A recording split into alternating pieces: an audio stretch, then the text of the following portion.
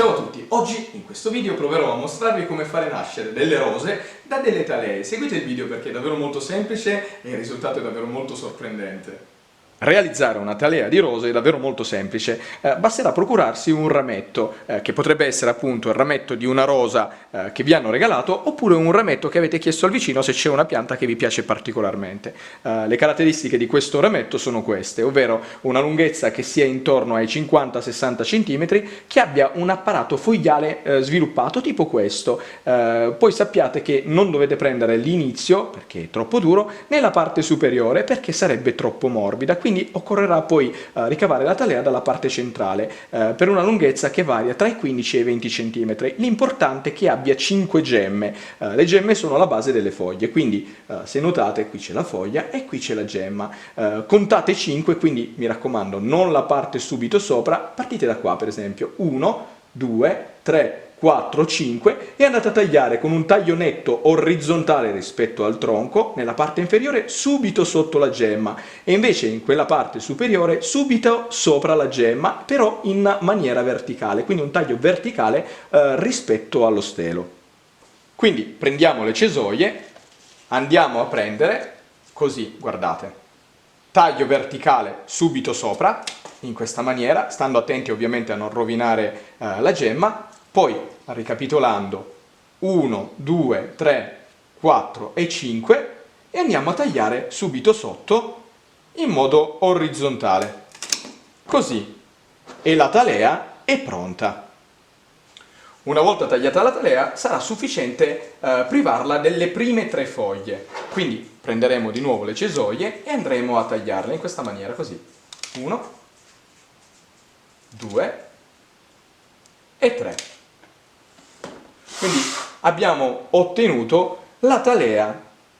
Per facilitare l'attecchimento e quindi la formazione delle radici nella talea si potrà fare anche un'altra operazione, ovvero quella di ridurre l'apparato fogliario al fine di evitare la dispersione d'acqua tramite traspirazione appunto dalle foglie. Quindi si procederà in questa maniera. Si prenderà la talea, si prenderà una forbice, si eliminerà la prima foglia di entrambe le foglioline, eccola qua, in questa maniera, e poi di quelle che rimangono andremo a ridurre a metà le foglie, così. Ecco qua, in questa maniera. Realizzare il terreno che andrà ad ospitare la talea di rosa è davvero molto semplice, quindi basterà procurarsi della sabbia, dell'argilla espansa, un po' di torba e miscelare il tutto insieme con queste proporzioni, quindi un 10% di sabbia, un 20% di argilla espansa e un 70% di torba. Adesso procuriamoci un vaso. Io l'ho scelto in terracotta. Mi raccomando, qualsiasi tipo di vaso verrà scelto, assicuratevi che abbia un foro di uscita perché è tassativo che l'acqua non rimanga nel fondo e quindi non si creino dei ristagni che sarebbero pericolosissimi per le radici della pianta. Prima di inserire qualsiasi tipo di materiale, mi raccomando, dovete coprire il buco perché sennò rischierete che, per esempio mettendo l'argilla espansa, questa cada da questo buchino, quindi io lo coprirò con un pezzettino di plastica in questa maniera. Il primo strato che andrò a inserire all'interno del vaso è quello di argilla, un'altezza di 1-2 cm, questo eviterà i ristagni d'acqua pericolosi per le radici che andranno a formarsi. Ed infine ho riempito il vaso con il mix composto da argilla, torba e sabbia.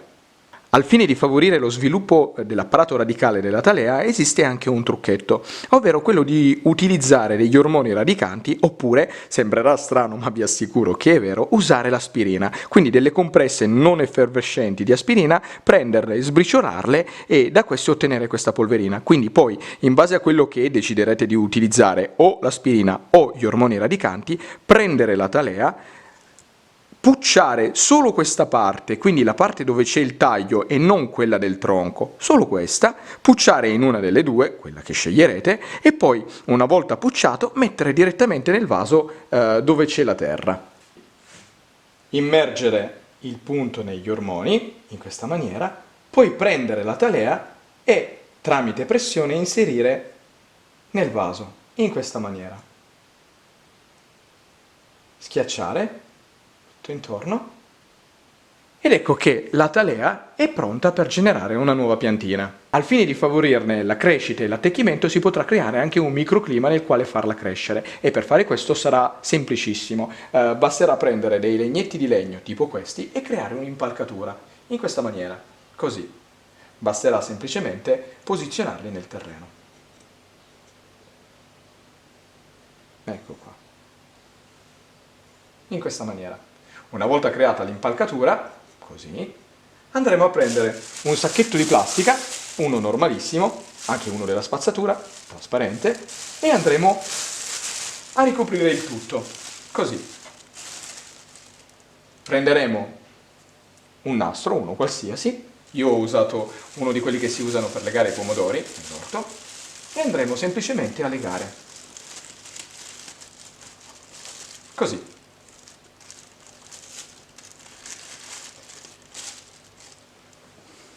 E dopo meno di una settimana potremo notare che alla base delle foglie, dove ci sono i nodi e quindi le gemme, queste hanno già iniziato la fase vegetativa. Sarà proprio da qui che si formeranno i rametti nuovi della pianta. Mi raccomando, non dimenticate mai di bagnarla, perché se doveste farlo correreste il rischio di farla morire. E con questo il video si conclude. Mi raccomando, quando create una talea, fate in modo che questa sia sempre bagnata fino a che la stessa non abbia messo le radici. Per vedere se ha messo le radici basterà prenderla, cercare di tirarla su dal vaso, quindi dalla terra dove l'avete messa. Se vedete che oppone resistenza, allora vuol dire che l'apparato radicale si è formato. Se non lo fa, lasciatela ancora lì. Quindi, ricapitolando, non la lasciate mai senza acqua. Il segreto è appunto tenere un sottovaso e fare in modo che all'interno del vaso e nel sottovaso ci sia sempre acqua. Detto questo, il video si conclude, spero che vi sia piaciuto e che sia stato utile per imparare qualcosa di nuovo, di utile e di carino. Se vi è piaciuto, mi raccomando, lasciate un commento, mettete un mi piace, ma soprattutto iscrivetevi al canale, e già che ci siete dategli un'occhiata. Quindi, detto questo, vi saluto e vi aspetto al prossimo video.